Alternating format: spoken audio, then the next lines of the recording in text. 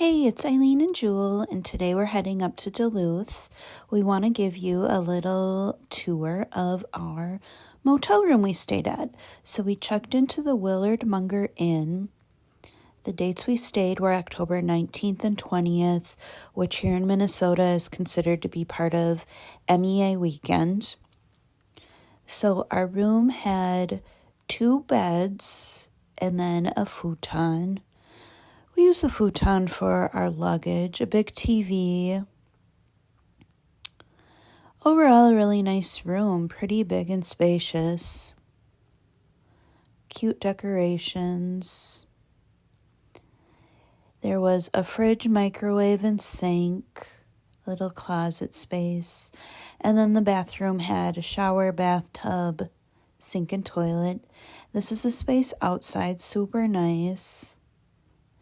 And the price for this for 2 nights was $382. Thanks for watching.